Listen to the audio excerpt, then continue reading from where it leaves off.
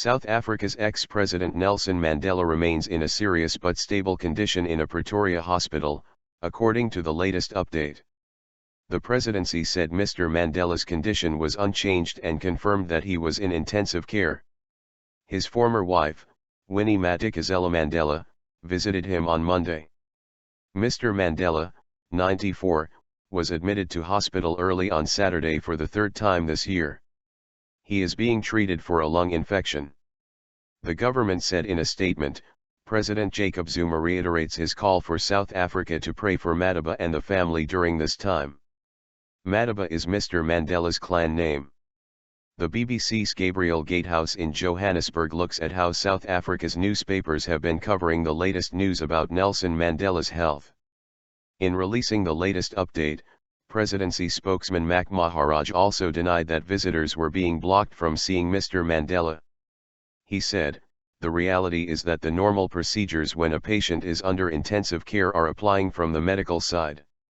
Therefore there are limitations on visitors and, you know, that when a person is in intensive care the doctors only allow some very close people to be there. It is not the way it is being presented in the media." The presidency said Mr. Mandela had been ill for some days at his Johannesburg home, with a recurrence of his long-standing lung problems. He was admitted to hospital after his condition worsened at 1:30 on Saturday, 23:30 GMT Friday. A fighter. The BBC's Karen Allen in Pretoria says there is a quiet hope that the man who led the fight against apartheid may regain his strength once again. She says that many took heart from a visit on Sunday by Mr. Mandela's daughter, Zinzi, who said that her father was well and a fighter. Mr. Mandela's wife, Graca Machel, cancelled a scheduled appearance in London on Saturday to remain at her husband's bedside.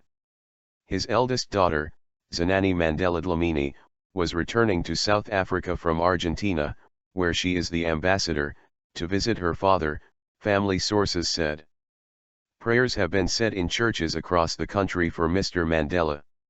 Nelson Mandela served as president from 1994 to 1999. He was previously imprisoned for 27 years, and is believed to have suffered damaged lungs while working in a prison quarry. He contracted tuberculosis in the 1980s while being held in jail on the windswept Robben Island. He retired from public life in 2004 and has been rarely seen in public since.